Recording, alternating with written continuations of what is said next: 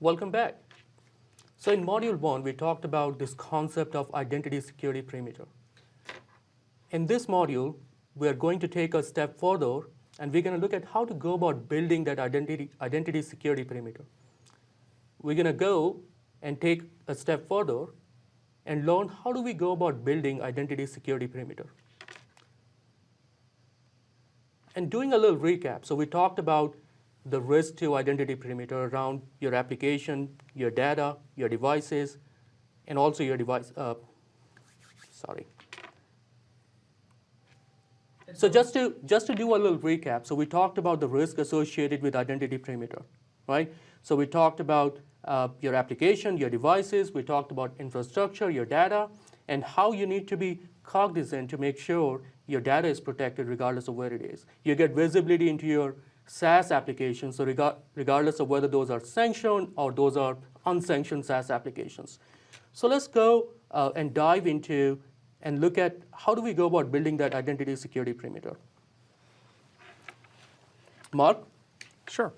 So when you look at an identity perimeter, and what are the most important challenges that you have to address, the most important protections? The most important challenges are really primarily around phishing and around credential theft. And phishing really is an identity attack because it comes over email, absolutely. Mm-hmm. But when it comes in, as soon as that adversary is able to get you to go to that website and run that website, or to be able to run that code if it's an attachment, they are running as you. They're impersonating you right away. And so those phishing emails are really a powerful way for adversaries to bypass and get inside that perimeter. So protecting against that's critical. The other piece is you need to have intelligence. You need to be able to have all that context as you do authentications. And then, of course, the last piece there is credential theft. And that's where that privilege access roadmap comes into play, where we talked about with the major incidents and the typical techniques that we see there. Go ahead. Let's go a little bit deeper into, so when we think about phishing, in a historical sense, attacker would, host some malicious content somewhere, will create this sort of bad link and use, spam, hoping that some of the users would go and click on that link. Yep. Now, what we are seeing today is sort of the evolution of that phishing is where the attackers, the adversaries understand that, hey, there's a big security stack looking for URL reputation, looking for those malicious links in that email. So what they're doing today is they'll go and send you a link, which is all good. There's no malicious content there, right? There's no malware there. Everything is good to start with. So when that email flows through that traditional security stack, it gets the green light. It gets the green light, right? Yeah. So, and the opportunity for the attacker is the fact that not each and every user would go and click on that link the very moment it lands in their inbox. Some of them would go, 5 minutes after, some of them would go 6 hours after, or maybe a day or two after. Yeah. And that's the opportunity for the attacker, right? So they're using the fact that there's a time gap between when the email is arriving and when the user is actually clicking on the link to convert that good content to bad content. So when the user clicks on it, they get infected. How do we go about, protecting the users in real time, right? That's a challenge. Exactly, because that time of send is great, but if the adversary has control of where that link goes, well, it's really about the time of click that you need that protection from. And that's where the Safe Links feature in Office 365 Advanced Threat Protection comes into play, because it rewrites all those links that come in from the outside, from these dangerous sources, so that it can check and see if what's actually at the other end of that link is good at the time that the user clicks on it, before they actually execute it through the lifetime of that email. So the users are protected regardless of when they go and click on that link. Exactly. And then we also have, of course, detonation, what's known as detonation chamber protection. Mm-hmm. So the attachments and all the binaries that are accessible because of that email go through that detonation chamber and see, okay, in a sandbox, does this act like a normal document or a normal PDF or a normal Excel file, or is it running code and macros that are calling out to the internet, which is very unusual and usually a sign of attack.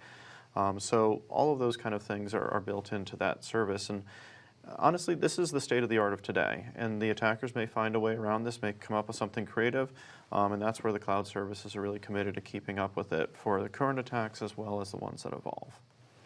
So if you think about identity protection, or sort of protecting that identity at the front door, if you will, right? Yep. So it's imperative that we're not just using user ID and password, it's safe to assume that the passwords are already compromised nowadays.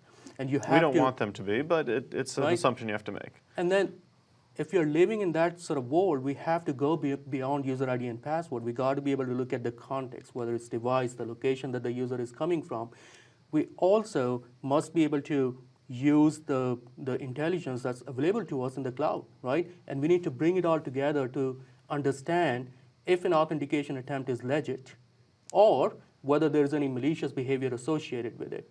And then we should be able to take an action based on that, whether to do multi-factor authentication, whether to let the user in, or whether to block that particular authentication attempt in some scenarios. Exactly, because that context of that authentication is very important. Whether it had the multi-factor authentication, is it a trusted device? That's critical to making a good decision in today's world where the password could be stolen or a device could be stolen.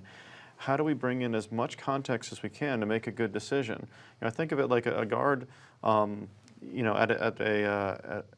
an office building. If someone comes in, they have the right badge, but they don't look like the picture, or they're not dressed like a business person, those are signals that we as humans have that we can make a good decision as people come in the front door.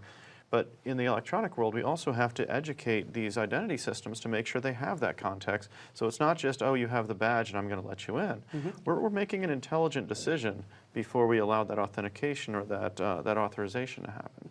Now, at the same time, sort of this conditional access concept, right? So we talked about different signals, whether it's devices, whether it's location.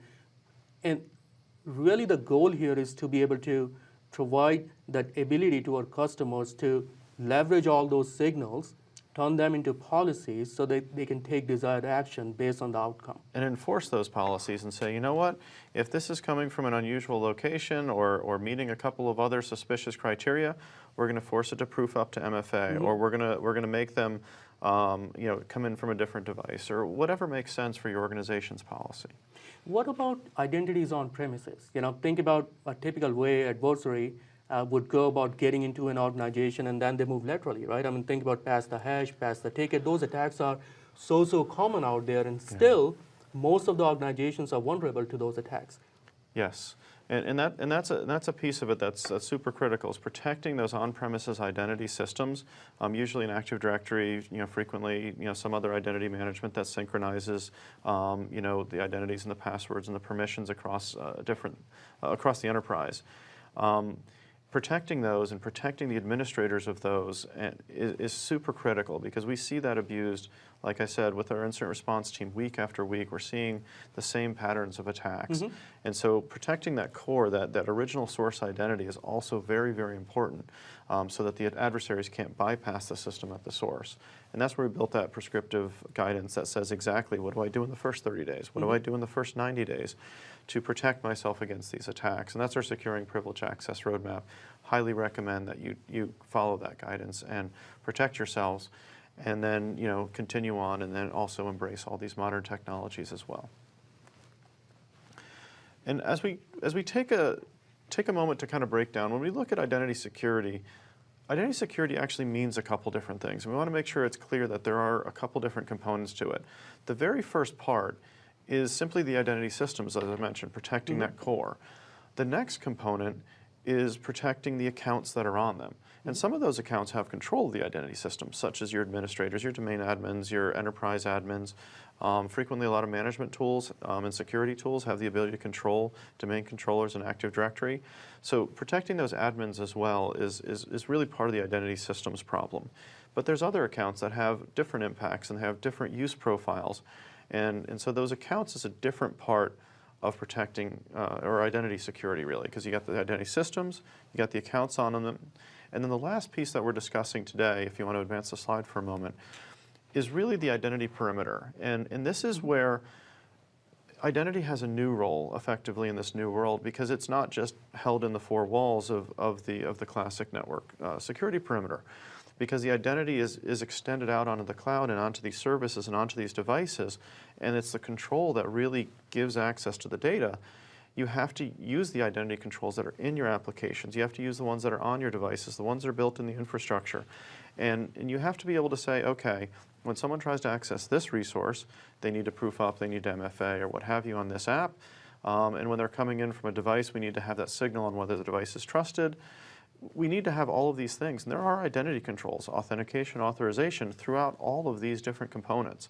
And so that's the new role that people are getting used to in terms of what does identity security mean? Well, it's this identity perimeter. And that's kind of that third part that you have to deal with. Oh, now. I totally agree. And I think, so what does that identity security perimeter means to me as a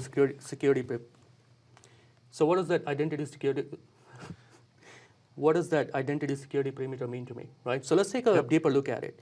And really the idea is, how do you go about protecting at the very front door, which is where the users are authenticating into your application, again, whether it's on premises or whether it's somewhere in the cloud. Yep. Let's take a look at what protection at the front door means, right, in the context of that identity security perimeter. Yes. All right. So first you have these users, right? And when I'm talking about users, so those could be your enterprise users, those could be your partners, your consumers. So essentially, we are talking about B2B, B2E, and B2C scenarios, right? So first of all, you should be able to support all of these scenarios. Business to business, business to consumer, and business to? Enterprise, so your enterprise users. Ah, okay, gotcha. Right? And then we also talked about these conditions, right? So we talked about the user ID and password is just not sufficient to properly authenticate the users. Yep. So we are providing these conditional policies and bringing the context, those signals that we talked about. Your location, your device state, your user group membership could be one of the signals as well, right? You may want to treat certain group of people differently from an authentication perspective than other users.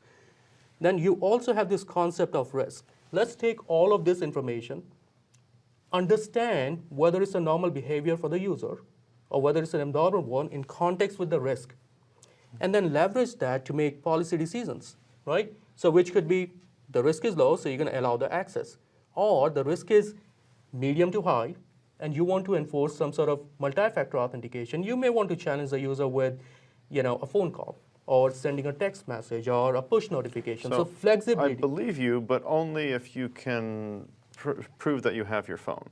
Absolutely, right? Okay. So that's the second factor, right? So you got to have your own device, right? So that's the reason we are saying this is multi-factor authentication.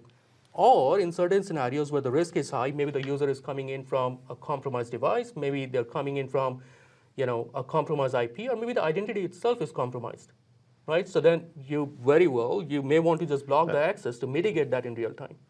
Yeah, and then, it's an extreme case, but yeah, you absolutely want to have that option. Now, at the same time, we also talked about some other functionalities that this identity security perimeter is going to provide. So think about some basic stuff like single sign-on. Who would want to go and authenticate, 10 different times so they can log into these 10 applications, right? Would you want to do that, Mark? Oh, that's a horrible experience. And we know that that's the scenario, if you look at your SaaS application, an organization may be using 10, 20, 30 different SaaS applications, right? We can act as an identity broker in that particular scenario and provide that single sign-on experience going into those third-party SaaS application, or they could be application on premises as well. Now think about the user experience. So I don't here, have to remember 30 passwords for 30 different services effectively. Absolutely. So there are a few benefits here, right? One is that user experience where I am logging in only one time, and assuming that I am authorized to access these applications, I'm just able to seamlessly, access those applications once I'm authenticated and authorized. Fair? But from a security perspective, it also gives you a central visibility into what the users are doing and how they are interacting and which applications are they interacting with. So think about from a visibility perspective, instead of going and trying to get that visibility in silos from all of these individual applications, you're actually able to go to one place and get that visibility. And see what's happening, look for the patterns, and of course feed those signals. Now the other thing that I really like about this is I'm a big proponent of security and productivity. There's no choice. It's not security or productivity. It has to be security and productivity because the users, one, it's the right thing to do for the business, but two, the users have the option now and they can vote with their feet, they can vote with their devices and do something else. So if we make this a great experience where they can access all the services they want, they don't have to log in a lot, and we get that visibility and control of the services of the security folks, that's a powerful, powerful solution because it helps security enable the business. Yep, so that's a great segue into my next slide, which is security is not just about creating those brick walls or creating more restrictions, if you will, right? Security is also about increasing the productivity and user experience. So let's take a deeper look into how we can enable businesses to do that, right? So we talked about threat intelligence earlier, right? Yes. So we have a very rich set of contextual information available within Microsoft Cloud, right? So we have a lot of telemetry just because of the nature of business we are in, right? So whether it's ability to go and see millions of authentications happening in the cloud, or whether it's telemetry coming from our Windows devices, if you will, right? Or whether it's just our DCU team, our digital crime unit, and our SOC guys working together with third-party government agencies to take down botnets, as an example. So that brings in a lot of that intelligence. So I'll give you an example. We may very well know that a given identity is compromised based on that the botnet takedown operation that we were involved in, or maybe we have visibility into that, hey, this is a compromised IP, right? And we also monitor, a paste bin and other places where when there's a data dump and there's a bunch of passwords released, we monitor that so that our systems can detect, is this going to actually impact any of our customers as well? So we have a lot of sources that we pull from. So, and that is the information that we can proactively bring into this identity protection system. So think about a scenario where we know that the credentials are compromised. Now we can provide our customers the ability to go and define policies to mitigate that situation. It could be enforce a password reset using multi-factor authentication. Think about what you have done here. You have enhanced the user experience because they don't have to go and make a call and say, hey, there's something which is happened with my account. I need a password reset. Wait for an email to come. Click on that link. I hate calling the help desk. Right? So I get you. Yeah. If I can do that automatically on my own, don't have to call and wait on hold, love it. Right. So you would agree that that's increasing productivity and enhancing user experience. Absolutely. At the same time, from a security perspective, you have mitigated that threat automatically, right? You provided visibility into that account was compromised, that's one, but at the same time, you were able to automatically mitigate that particular situation. And you reduce the risk on that account without having to pay someone to answer the help desk phone, without having to have the user be paid to sit on hold. I love it. And really the security, when we think about security, we don't think about creating brick walls or creating restrictions. We always want to think about security in context with the business. How can we help enable your business in new, innovative ways that just weren't possible before? Excellent. And this is just a view of how some of these capabilities that we've been discussing fit into the reference architecture. Obviously, there's a lot more capabilities than we have time for even in this course to discuss. We are posting a copy of the full reference architecture slide, and you do have the ability to hover over each of the different elements and then click on them to get at more resources to understand these. So keep in mind that those components are going to be available to you. Well, so we have talked about identity, Mark, right? So I think this is a good segue to get into and start talking about applications, right? So again, from an application perspective, there are two categories of challenges that our customers are facing today. One is, how do I get visibility into this third-party, SaaS application or so-called shadow IT, right? Unsanctioned apps. Yep.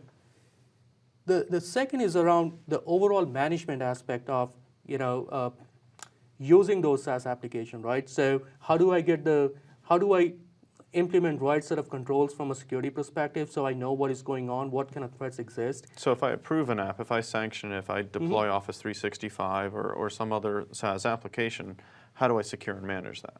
Absolutely, and you have to think about the entire life cycle, right? And it starts with, first you got to be able to discover what SaaS usage is happening in your environment, right? I mean, that's really the foundation, so that you have complete visibility into these are the SaaS applications, good or bad, that are in use in my environment. Yep. And if you go further, then you need the ability to be able to go and do investigations, right? You have to understand, maybe this application is in use, but the security associated with this application is low because perhaps they're not using, modern SSL standards as an example, right? Or maybe they do not enforce multi-factor authentication. So, or is it only 2 users or is it 1,000? How much is this actually being used? How important is this to the business? And then that leads into the ability to then define policies so that you can control the SaaS users in your environment. How do you get visibility into if there's any sensitive data which is sitting on public-facing internet sites? Yeah. Right? That's a challenge. And we all know the nature of data. It is going to go and land at all of these different places that you can imagine. And when users are trying to, when a person is trying to collaborate with somebody else, they just want to get it done quickly so this other person can get the slide so they can do it in time or edit the document. And they're not always thinking about all the, the most restrictive permissions. They just want to get the job done and want to share it. And so they might actually accidentally overshare on an either authorized or unauthorized SaaS service. So would you agree that the approach of looking at the full security lifecycle is something which is the basis of protecting against those, unsanctioned SaaS applications, making sure your data is protected regardless of where it is? And it's absolutely critical. So as we take kind of another look at that life cycle on the next slide here, we have the discovery. That's where it goes from shadow IT, and then we do the investigation to get into sanctioned. And then we start being able to take control over it and actually set those policies. And then, of course, we have the alerts that we then manage to. And so the interesting thing that, and this is Microsoft Cloud App Security is, helps guide you through this. That's one of our capabilities that helps manage these SaaS applications. And it really helps walk you through that life cycle. And the interesting thing that I particularly like about it is, in addition to sort of getting you that visibility and control, it's also an investigation tool. And SOCs, Security Operations Centers, are able to use this for a lot of functions of how you would monitor your applications in that software as a service world, because you can get visibility into what threats are happening. It's got integrated intelligence about the bad IPs, the bad URLs, and all these other threats, and it can integrate with all those kind of pieces. And you can also track. So say there's an attack on your organization, and they've compromised, say, 5 accounts, and they're accounts of concern. How you can then monitor what those accounts have had access to. And so we know that over the past 3 days, this password was compromised. What has that account touched? What has it used? And so you can get a lot of information on the scope of it through the tool. And so it's even once you even get past the stage, that kind of functionality is very, very powerful for security. As you move your organization to the cloud, I want to be able to manage my security on an ongoing basis, and that's one of my favorite tools, because it provides that versatility to help with all those different functions across your organization. And Mark, I believe the other thing to think about is it's a classic big data issue, right? So you have so much of data. How do you go about analyzing the traditional approach of just correlating it manually is not going to work anymore, right? We're all familiar with, let's say, an attack like Snowden.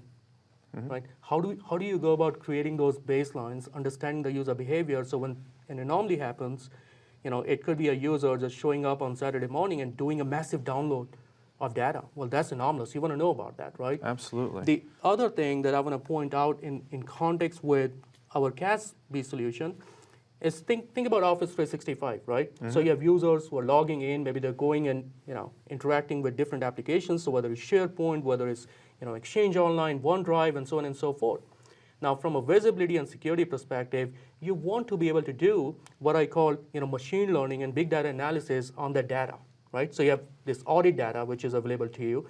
This is the user who logged in. This is the file they opened. This is the file they edited, right? Think about the possibilities if you are able to bring all that information together and apply analytics to drive actionable intelligence out of that. So one of the things that we are doing with CASB is we can automatically, and it's just configuration based, right? We can automatically go and pull all that information on your behalf, your auditing data, your activity logs, do the machine learning, do the big data analytics on that, and give you actionable intelligence.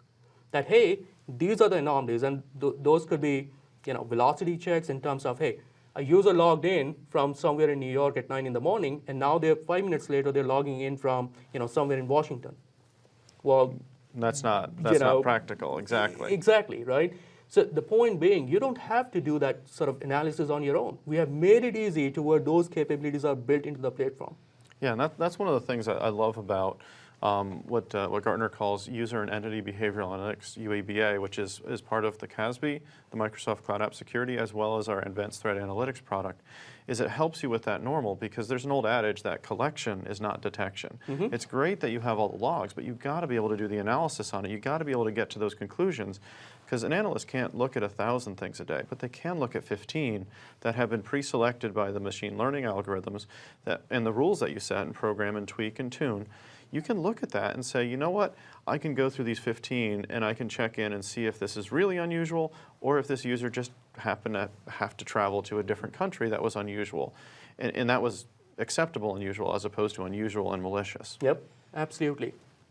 So this is where cloud app security fits into the overall reference architecture, right? So as you can see, that is very well integrated with Office 365. It's also very well integrated into our identity stack. Yeah, and Azure that's the Active only way Directory, that yep. we're going to be able to provide, comprehensive value back to our And customers. pull all those signals about the authentications, yep. Exactly.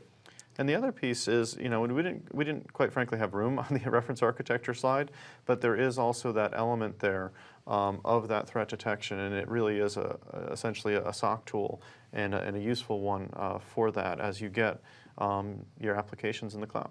So you're talking about sort of connectivity going in from here into your SOC that, hey, these are the threats, and we can provide you with seamless feed of what we are seeing in terms of threats into your SOC to enrich your investigation. Exactly, and this becomes the visibility the SOC has been needing on how do I get access to what's going on in my software as a service world? How do I manage that? How do I monitor that? Well, the answer is, a CASB solution like Cloud App Security. And this really also helps you sort of overcome a lot of that perception, right? So when the customers are thinking about moving their data into the cloud, there's a perception, how do I get visibility into what is going on, right? And this is just one step, further in that direction, if you will, to provide that visibility right back to our customers. Exactly. Every time, or not every time, but frequently when I work with customers, one of their biggest concerns about going to the cloud is I can't provide the same level of assurances, the same level of control, the same level of visibility as I have on-premise today. And so that's where tools like the Cloud App Security really open that up and allow the security organization to say, you know what, I feel very comfortable with this. This is actually easier in many cases to do an investigation or to do threat alerting and detection on the cloud than it is on-premise. So I feel very comfortable green-lighting this project. And then that allows them to enable the business and say, you know what, go forth and do this, this cloud project that you want to do the digital transformation because I feel comfortable that I have the visibility I need to be successful there.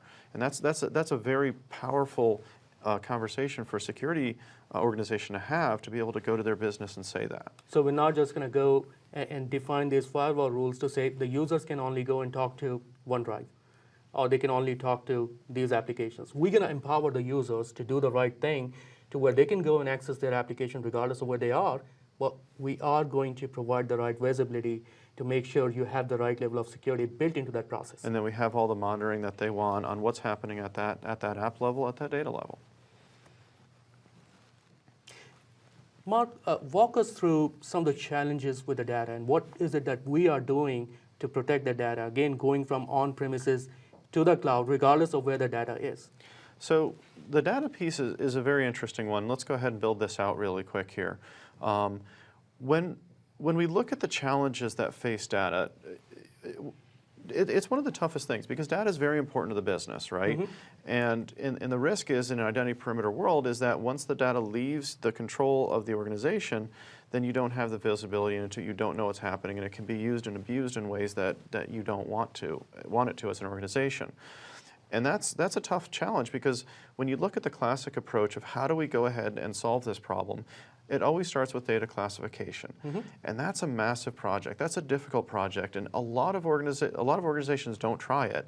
And of the ones that try it, many of them essentially fail or the project stalls because it's so difficult, because data is being generated all the time and it's being modified all the time, it's being shared all the time, because that's how you create value with data, is that other people have access to data that's been created.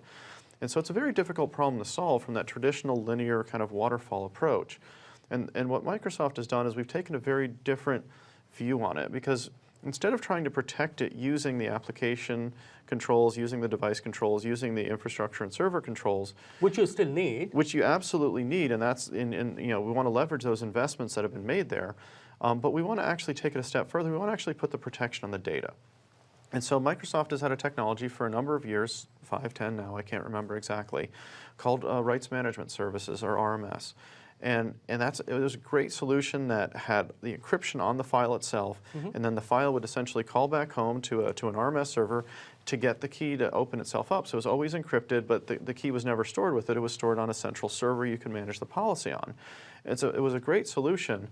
But it relied on the user. It relied on the user and it was also on-premise. So a few years ago, Azure RMS, so we now have it out there, so it's available to anyone on the internet, which is great. That solved one of the big problems of it.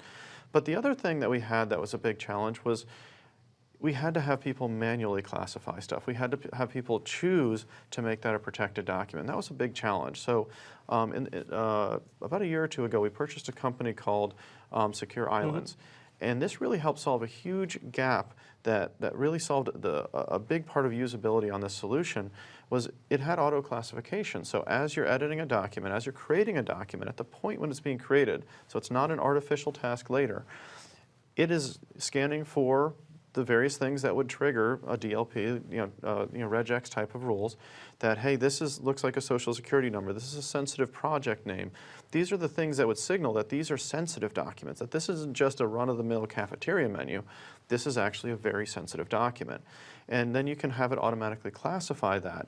And that starts the whole virtuous life cycle where it's then protected all the time as needed. It can signal the DLP that, hey, you need to monitor this document if it leaves the organization.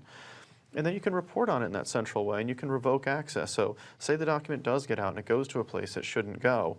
If you see someone trying to open it from some Eastern European country where you don't do business and you don't have anyone traveling, that might be suspicious enough that, you know what, we lost this person's laptop a week ago. This document decided it was going to be opened up there. We're going to go ahead and revoke access to it because we don't want that document being open, that sensitive document. And so it's that full life cycle approach. And the beauty of this, if you look at all those different icons there, that's just really symbolic. It doesn't matter whether it was on a USB stick. It doesn't matter whether it was on an unmanaged device. It doesn't matter whether it was on Shadow IT because that document's always phoning home. And it will not open up, depending on your caching policy, unless you actually are able to prove that it's good and it passes all of those policy checks. So this really gives you that ultimate control over the data and visibility over that our IT departments and IT security departments have been needing for a very long time. Because once it left that traditional perimeter, there wasn't much that could be done. So Mark, that's great. Let me try to summarize that. I heard two key things there, right? The first one is labels. Yes. So we are doing the classification. We are adding those labels at the very get-go of when the data is being created. Yep. Right. So we're not waiting for some engine to be part of that process somewhere in the middle and figure out what that classification is going to look like. As the user is creating that document, so whether it's Microsoft Word, maybe PowerPoint, and so on and so forth, we're just labeling the data right there. Automatically. Now, right? You can override it because you own the document, but it automatically will get that classification if it hits those things as it's created, not if it's emailed or if it goes this way or if it's not on a USB. It's as it's created. Right there. Yes. The second key thing that I noticed was now we have the ability to create these policies which can travel with the data. That's the key, right? That's the game changer, right? Policy-driven encryption. It's not just encryption, it's policy-driven. So regardless of where your data is, it is always protected, right? So unless and until you are authenticated and you're authorized to access that information, it's just going to be some encrypted blob, even if you have access to that data. Exactly, and then it's an intelligent encryption because it's got that policy that says who can open it, who can't open it, and then they have to authenticate, again, bringing in that identity aspect to the perimeter. You have control through your identity and your identity controls and protections that add an additional layer on top of that encryption to make sure that, you know what, this account is secure and protected, and only this account can use this data. It's a very, very powerful capability for organizations. As you can tell, it's one of my favorite capabilities from Microsoft. I can see that. The other thing that I wanna point out is, so we also understand that our customers have a very heterogeneous environment, right? So it's not that they are going to be using our DLP engine all the time. If you guys are using, Office 365 DLP, that's great. We can leverage those labels and we can, provide you with the capabilities to define those policies as to how do you go about protecting the data, right? But at the same time, the fact that the labels are created, they're attached to the data, gives you the ability to use any one of those third-party DLP engines as well to integrate with this process. Yeah, so if you've got processes built around that and all those sensors and you want to know if it ever gets emailed, all of those things are completely valid and it's easy to have them pick up on it. The last point before we switch to the next slide I want to cover is the format support. Obviously, Microsoft Office documents natively built in, beautiful experience. But through partner capabilities, we can also do PDF and AutoCAD, and we're continuing to work on more formats as well. But we found that most sensitive documents, most documents of interest, unstructured data, are either in Microsoft formats or PDF or AutoCAD. Those tend to be the 80% plus case that we see of sensitive documents. So, you know, we got a lot of coverage there, not just in our own capabilities, but also that partner extension into the PDF and AutoCAD world, which is very, very critical for our customer success. Now let's bring it back together from the context of what does the typical story of a file looks like. So if you think about it, and Mark, earlier you were talking about it, file is created, right? Great. And it's not going to be useful unless somebody is going to go and use that file, use that data, right? So somebody would open that file, they'll do, share it with other people in their organization, maybe their partners. They'll email it, yes. Exactly. And it's also possible that that other person may open it up on different devices, whether it's a mobile device, whether it's desktop, whatever the case is. The idea is that the sharing of that particular information will just keep going, right? It's an ongoing process. And that's how the business is creating value, by sharing those insights, exactly. Absolutely. So the value that we are trying to bring back to our customers is, again, going back to the initial creation of that file and the fact that we are able to do the classification and create that label at the very get-go, then gives you the ability to protect that file or protect your data at each and every stage of the life cycle of that given file. So whether it's going through an email, so you can use Office 365 DLP to leverage those labels and create those custom policies, make sure your data is protected. Yeah. Or again, going back to CASB as well, right? So we talked about sort of this data leaving your organization and going into this third-party SaaS application. So of course, if you have these labels and you have the ability to go and define policies which says, hey, you know what? This is most sensitive information for my organization. This type of information cannot leave on-premises environment. Well, now you can go and define those policies. That's one. Exactly. But number two, you now also have the ability to say, you know what, I just want to do a search of, I want to know where all my sensitive data resides across all of these SaaS applications. My sensitive, my confidential, my secret, my highly sensitive, whatever your label or classification is, you can get visibility across that whole spectrum. Absolutely, and that's the connected value that we want to bring back to our customers, right? So it's not just about creating these siloed cybersecurity capabilities, but it's also about connecting all these dots together, and not just within Microsoft capabilities. Again, we want to be supporting those heterogeneous environments, right? So we talked about these third-party DLP engines. So that's the direction that we are taking. Make sure that we are able to provide you with the maximum ROI out of your investment with us and other security vendors. Absolutely. Now, what does that mean from a business perspective, right? What is the value? And again, it's all around secure collaboration. How do you enable and empower your employees to be able to securely share your information across multiple users? Again, whether it's employees, whether it's your customers, whether it's your partners, or other types of users. So let's take a look at the business scenario, right, as to what this capability means from a business value perspective. So in this particular scenario, you can see Sue has created a document, right? And Sue has shared the document with two different people, Bob and Jane. The beauty of this capability is that Sue can actually choose to assign different privileges to the same document for different users. So as you can see in this particular scenario, we have Bob who can view and print that particular document. At the same time, we have Jane who only has the capability to edit and print that particular document, right? So this is sort of these granular permission and the capabilities which are built into this Azure Information Protection Platform that allows you to securely collaborate with different users in different ways. Yeah, and because you've got the basic business value of, hey, I can say yes because I feel comfortable this data is protected. So security becomes a department of yes instead of a department of no. But additionally, you've given them control over their business data, and they feel comfortable that not only is this going to be generally encrypted, but I know that I have visibility into where this is going, and I know who has access to it and who doesn't, which is powerful for me if I'm launching, say, a new device where that launch is very sensitive and we're not ready to release it until the release date. I know exactly who has access to it, who's been looking at it, and what they can or cannot do with it. That's very powerful for people that are working with sensitive documents because they really care about the integrity and the confidentiality about those documents. And the other thing is, any device, any platform, right? I mean, that's very powerful. So regardless of where the user is, regardless of the device that they're using, we are able to provide for that secure access to their application and And data. they can open the dock wherever is convenient for them in a secure manner. Absolutely, and that ties together with sort of increasing productivity and enhancing the user experience. Cool. This really fills in the information protection piece, and that's really sort of the core piece. Is a very strongly integrated strategy for Microsoft based on Azure Information Protection. And again, I'm going to point out this connectivity, if you will, right? So going from AIP to CAS and then providing that overall visibility back into the SOC, right? So we're covering not just the security, we're enhancing the user experience, increasing the productivity, providing the right sort of controls, if you will, to protect your data regardless of where it is. And tying into your existing DLP investments as well. Absolutely. So let's talk a little bit about devices. So devices is a two-part problem. One is I need really great managed devices that are both secure and usable and something that our users love to use for my corporate sensitive stuff. I need absolutely great devices for that.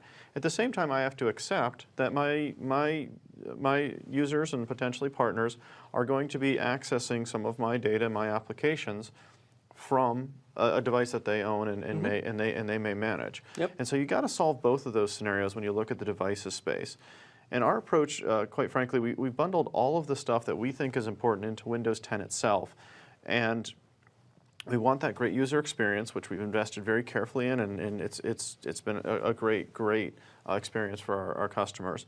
But we also want the strong hardware-backed protections, because software-backed protections and operating system protections have done a really good job against cyber attacks up until, I don't know, somewhere around 3 or 4 years ago, when the attackers have really stepped it up, and it became apparent that this was a business model, and they're willing to invest in whatever it took to compromise these devices. And so we've actually switched to a hardware-backed model where we can use the trusted platform model, or TPM chips, that are built into common enterprise PCs, and then we can create what we call virtualization-based security, or VBS, protections, and have that hardware backing for protecting your credentials, for protecting your accounts, for protecting the device operating system, for protecting the applications. And we've built all that in there, so it's very, very difficult for attackers to be successful with their attacks as they go after the users on those corporate devices. And I would say that's really a good way of leveraging the virtual extensions, if you will, that has been available in the hardware for a long, long time. And I can think of one other company who was using those capabilities, but I think those are the areas where we have invested in to not just enhance the security, but also provide for a better user experience. Exactly, and we're constantly releasing new uses of that hardware-backed security so that we can bring that hardware level of protection to all of the different security features that we've got. I mean, it takes time to integrate, of course. And then, of course, we have to assume failure, the old engineering kind of principle, or assume breach or assume compromise, as some people say. And we have to expect that some users are going to click on the wrong thing. Some of these attacks are going to be successful. We accept that. That's an assumption that we have to have in the system. And so we've built, through Windows Defender ATP, a phenomenal capability for detecting these advanced attacks. It's really focused on detecting them. It's not your traditional antivirus or anti-malware approach, but detecting those advanced attacks and then enabling those investigators to investigate and respond. It builds timelines for them. It does a lot of stuff to help those enterprise security defenders really be successful, and it's built right into the operating system. That agent is just there, it's a part of it, it's integrated, it's not going to break a bunch of stuff, which, as you know, with security tools is always a risk. Do I want to add another agent because it could break stuff? And so we wanted to make sure that was a great experience, and then we, of course, hook it to a cloud service that provides that access to all that intelligence and analytics, and our threat hunters that are focused on helping make sure our customers are safe and providing those profiles and of the attacks and the intelligence into what these attackers are doing. So what you're saying is detection, forensics, and analytics at cloud scale. Exactly, and it's integrated into the operating system, so you don't have all the integration problems. So I don't have to go and install an agent. Exactly, it's all there. You just turn it on. I only have 10 agents today, by the way. Only No, 10? just kidding.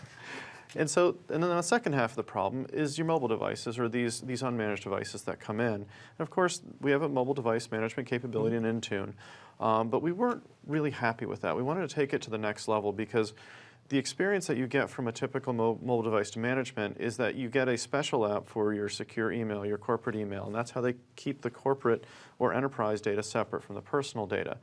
And we wanted to actually take it to the next step. We wanted to actually manage the applications that were there that the users were using, as well as, of course, the Office applications, which we think have a great premium experience. We want to be able to provide management of that and put the security features in there so the users can use the apps they want and the ones that they're comfortable with, the ones that they're really productive with, and make that a secure experience. And so that's why we focus very heavily on mobile app management for the built-in mail and document editing in the Macs and the Androids, in the iOS devices, and the Windows components, in the different Windows distributions. We wanted to have that great experience there as well as the Office apps. And so that's where the mobile application management came in place. And I think one of the other challenges that we can think of with MDM, it does provide a very good layer of security to protect the device itself. Yep. Fair? But from a user experience perspective, and I remember my days, 2 or 3 years ago, when I was using 2 devices, right? Because one was my corporate device, right, which was tightly locked down, and I could only do, so many things on that particular device. But I have a need to be able to go and check my personal emails. Maybe I have a need to go and Take do something pictures on when the I'm on a internet. trip, send it to my kids, yeah. Exactly, right? So, having to carry those 2 devices definitely isn't a good experience, right? So when it comes to mobile application management, that's one thing that we are trying to do is how do we enhance that user experience while providing the right set of security controls, right? Which is, again, around, protecting your data, but how do you do it on one device where the data could be corporate data as well as your personal data, right? So those are the Exactly. things we are trying to do with mobile application management, and that's the reason we say that MDM is something which is needed, which is going to stay, right? Maybe for some of those business use cases. But the industry is really going forward with MAM, right? Which is more about taking this identity security perimeter-based approach. How do you go about protecting data? How do you go about protecting identities on that same device? And we wanted our customers to have a choice. How do you want to do this? And then there's another piece to it, another piece to the puzzle, which is how do I secure the mobile device is the question we've been talking about. But how do I get security value back from the mobile device? How do I provide a useful signal so that I know if my user's coming from a secure mobile device when they're authenticating, or they're coming from some unmanaged device or unmanaged PC somewhere else? And so that's where the policy enforcement with conditional access comes in. So one of the things that Intune does, which is our MDM MAM capability, Intune can pull a signal, it can evaluate, okay, is this device managed? Is this device compliant? Has it been jailbroken? There's a number of different signals that it can take off that device when it's being managed. And then it can use that signal and say, this device is registered in our Azure Active Directory, and this is the current state of the device, and it checks it and keeps that up to date. And that allows you, that's one of those very specific, very strong signals of is this device trustworthy? And stepping it up even further with a Windows 10 device, whether it's a PC or mobile device, or any other form factor actually, there's a device hardware attestation that can take that really strong hardware security for checking to make sure the operating system, et cetera, is all good when it boots up, and it can provide that access to Intune. Then Intune knows that not only is this not jailbroken, but it's actually been through this full boot sequence check, and we can take that hardware-based attestation, signal it into Intune, feed it into every Active Directory logon that happens on it, so we know this isn't just coming from a mobile device. This isn't just coming from a mobile device that hasn't been jailbroken. This is coming from a mobile device where we've checked the binaries with hardware all the way through the boot sequence. So it's a very powerful ability to really extend this story and get, if you want that super secure device with a great experience that goes anywhere, you can have that assurance that this thing went through a TPM check no matter what country it's in. So I agree with that. I want to clarify one thing though. Please. So absolutely, like you said, if you're using Intune MDM combined with Intune MAM, you have much deeper capabilities, if you will, right? Yes. However, I want to make sure that we clarify that Intune MDM is absolutely not required for the customers to be able to use Intune MAM. No, you can choose. So you can use a MAM solution on top of your existing MDM provider as well, right? So if you're using a third-party MDM today, but you're looking at consolidating that user experience, right, and making sure that your users can use one device to be able to access corporate application, their personal application. You can define that boundary to where you exactly know how you are going to go about protecting your corporate data. MAM is a great solution for that, right? And so you you can don't start have to be bringing using that user MDM. experience in, exactly. Exactly. And so this is a little bit deeper view into what we had talked about a little earlier. And there's a list there of all the various different hardware protections that are available in Windows 10, a number of those preventive features, and that's what we call our pre-breach capabilities. And then there's also the post-breach capabilities, which is, here's a set of capabilities that are available for enabling that investigation in case this device is compromised, because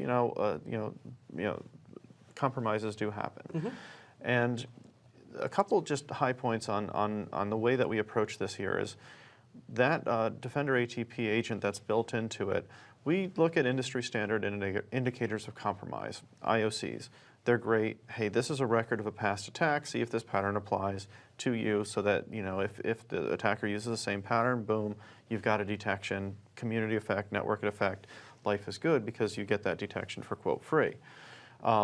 Then we also have this concept that we call indicators of attack, and this takes it a step further. Is even if we don't have the specific IPs, the specific stuff, kind of like an anti-malware signature that you have with an IOC, there's certain behavioral patterns, certain ways that adversaries use with binaries, certain ways that they construct stuff. There's a certain set of patterns that attackers fall into that, oh, this is this particular group because they use this type of malware, this type of compromise, this type of vulnerability. And so we have those profiles for these advanced attackers, for these known attack groups, and we build them in, and we have what we call indicators of attack. And this allows us, even if the attacker group decides that they're going to try 3 new things out of 20, we still know about those 17 other things. And so it doesn't have to be a perfect match like on an IOC, and then we have that ability to detect these attackers even when we don't have an IOC built, when they're doing something new. So this is a very powerful capability that's built into Defender ATP, and it's a very, very strong capability. The one thing, also the connectedness, if you will, between Defender ATP and Defender, right? Yes. So if we detect something with Defender ATP, now you have the ability to go and send a signal out to Windows Defender in your organization to maybe block that, and block that across a number of devices, if you will, right? Yep. So you are able to take those actions with that connectivity layer that we have built across these different capabilities, whether on premises or in the cloud. Exactly. And on top of that, in addition to just all that great detection stuff, we also have, we really focused on essentially the investigator experience. And our incident response teams that I mentioned earlier, they were instrumental in kind of building some of the requirements of, hey, as well as a number of our internal defenders on our different properties, what would you really want if you had one of these types of capabilities, and kind of set out the requirements. And a couple of those things around timeline analysis, like I want this to automatically be able to be a timeline of the attack so that I don't have to do it manually as an investigator. It's got things in there like that. It's got the ability to pivot. So if I click on a file name, I can see where all the other places the file name is. I can look at a host, see the other events on the host. A lot of capabilities there. We'll talk about them a lot more in the threat detection section, but just wanted to kind of give you guys a sense of how much we focus on making sure that front line, which is so critical in investigating these attacks, to get early into them, and how much we've really put a lot of effort into there, because this is what we see as success in And device really, space. if you think from a detection perspective, there's no silver bullet out there, right? No.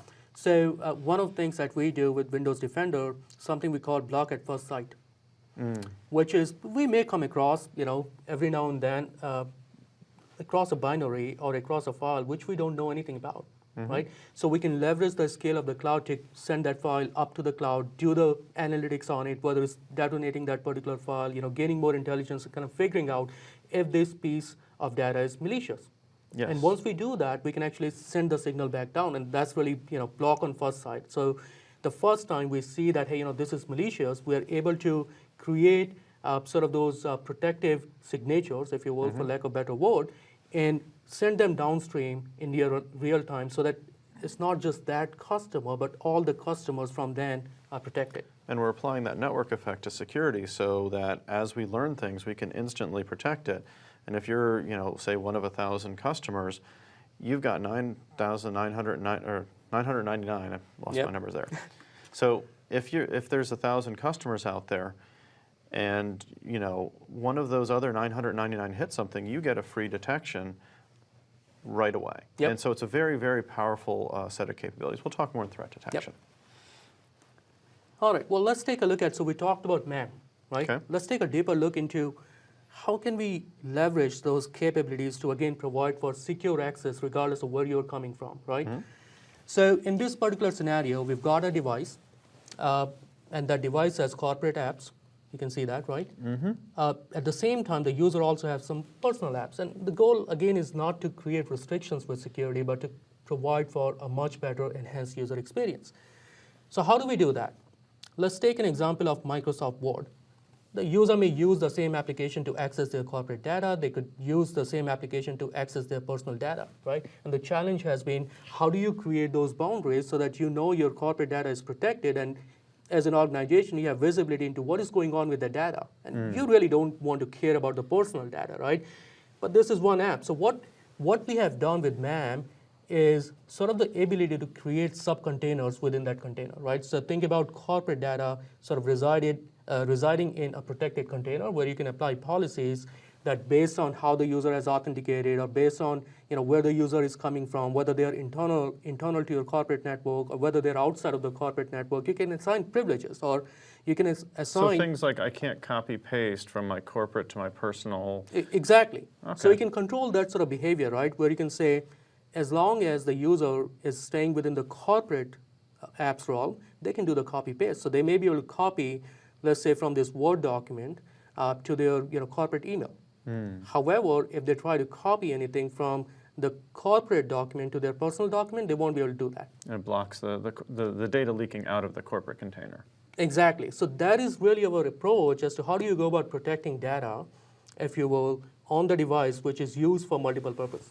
Very, very powerful. Now, at the same time, you do have the ability to, again, we were talking about Azure information protection. Right? So you do have the ability to go and apply protection at the document level as well. So on top of all that, you can then have the Azure Information Protection calling back and saying, does this user have access to it before it even opens up? Absolutely. Now, if you think about combining these two capabilities together, they're very powerful from a security perspective. But more importantly, they're enhancing and improving that user experience. Right? Now the user does not have to, a poor user like me, I really don't have to carry two devices. That's awesome. And you don't have to worry about, even if you are on one device with an MDM, you can access your corporate email and your corporate documents through those nice, rich, constantly updated applications, as opposed to kind of a simple one that was been provided by the MDM provider. So think about the application itself is security aware, right? So that's the change, where the application understands where and how to create these boundaries of separation between personal and corporate data. Excellent. So Mark, we have, from an identity security perimeter perspective, in this particular modules, we talked about our identity stack, right? Yep. So full set of stack, providing you with strong authentication capabilities. Heart of the identity perimeter. Threat detection capabilities, and so on and so forth, right? Yep. We also talked about how can we go about protecting the data, regardless of where the data is, regardless, whatever device the user is using to access that data, right? Protect the data across the entire life cycle of data. Exactly. We also talked about protection for third-party SaaS applications. So how do you get visibility into what SaaS applications are being used? How the data is getting in and out of your environment, if you will, and where all the sensitive data resides when it comes to this third-party SaaS application, right? So that entire life cycle of doing the discovery to giving the capabilities to apply the right set of security controls, and then the ability to go and detect threats, if you will, associated with your data and SaaS users. Exactly. And then we closed on the devices. So those unmanaged devices, and how do you bring at least the applications, if not the whole device, into management so you can get the policy protections you want? And then how do you bring that great user experience for your corporate frontline, your Windows 10 devices, that is as strong as you possibly can, but also acknowledges the assumed compromise principle, so that you can then do those investigations quickly and get them back to known good, get back to operations. Yep. And the last thing I would say is, again, the connectivity back into the customer SOC, Yeah. right? Most of our customers, they have some sort of SIEM. They want central visibility, and they want to be able to use that single pane of glass, right? And we have invested to make sure that we are able to provide that seamless connectivity for the intelligence into the cloud and send it back to their security operations center. So that they can see what's going on with their devices with the SIM integration, so they can see what's going on with their SaaS apps with the cloud app security capabilities, and that keeps those security folks on top of what's happening. So it's really, when I look at it, it's about how do you use security to break silos, and that's what we have talked about, right? So let's not think about security in silos around identity, data, devices, and application, but it's all about thinking about security comprehensively across those different pillars and connecting them together to get the best value. Mm-hmm. And in the next module, we'll be talking about threat detection and focusing on how do we get threat detection across the kill chain and across all of your enterprise resources. Thank you. Thank you.